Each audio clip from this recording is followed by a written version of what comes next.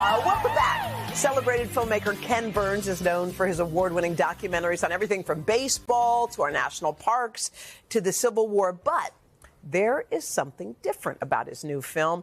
It is his first that is not an American topic. Take a look. There are certain supreme figures in the life of our civilization who fascinate us because they seem to belong to two worlds at once. And Leonardo is supreme amongst all of that kind. Leonardo da Vinci explores the life and work of the 15th century Italian artist whose achievements in art, science, technology still influence and inspire. So, Ken, this is a departure. It's a big you departure. always tell the American stories, country music, and I wasn't going to do this, and people kept saying... So what happened? Why? So Walter Isaacson, who's a biographer of him, was at dinner. We were at dinner. He was pushing Leonardo, I was working with him on a film on Benjamin Franklin also. Of course. And I kept saying, no, I only do American topics. And I walked out of the dinner, called my daughter, Sarah Burns, and her husband, David McMahon. We've been collaborating together on the Central Park Five, on Jackie Robinson, and Muhammad Ali, have tons of stuff in the future. And they said, why not? Why not? And so I suddenly thought, this old dog can learn some new tricks. I'm so glad Sarah and Dave uprooted themselves and went to Florence for a year with my grandkids. And it's as much their, if not more, their film. But this is a guy who knew everything there was to know. He's not just the greatest painter with the most famous painting, but he's the greatest scientist of the age. He's a botanist. He's an anatomist. He knows about water dynamics, about the flight of birds. He knows the ancients, but he's questioned their wisdom, like from ancient Greece. He's also taking in influences in the Renaissance from the Muslim world, mathematics, from all over, and he's somebody who knows everything. He's all the things. And he's the most curious person I've ever met. How could you not want to do that?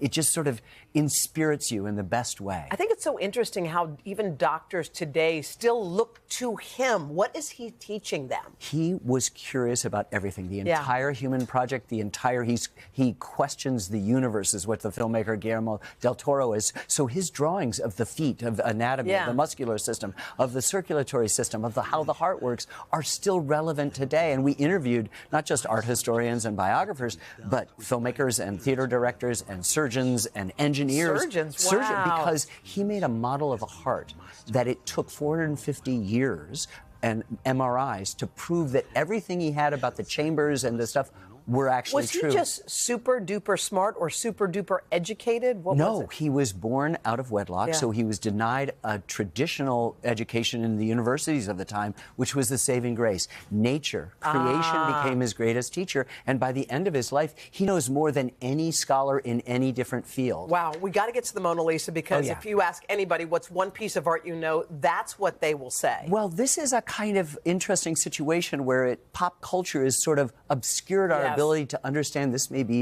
is the most famous painting. It also may be the greatest painting, because what he was able to do was paint not only people in 3 dimensions in ways that had never been done before, but he wanted to know the intentions of their mind, what they're thinking, what they're feeling, what they're suffering, what they're joyful about. And if you look at her, that smile, which we make jokes of, Marcel Duchamp paints a mustache on it. It's really about the whole human project is engaged in that smile. It's the meaning of humanity. And now we've sort of lost it. Sort of like George Washington. I'm working on the history of the American Revolution. He's drowned in sort of like misunderstanding. She is too. And now we have an opportunity to say, we can see her as a painting, and you can see the living person. One critic at the time said, I think I see her heart beating in her neck, in her pulse, the blood flowing through her body. Well, let me tell you what you just did. You just sold that documentary, because if you weren't interested in him before, you are today. Well, the next one is a 9-part series on you. So we'll just, we're going to miss you. I love you. The 2-part film, Leonardo da Vinci, airs Monday and Tuesday on PBS. Hey, thanks for watching. Don't miss the Today Show every weekday at 11 a.m. Eastern, 8 Pacific on our streaming channel, Today All Day. To watch, head to today.com/allday or click the link right here.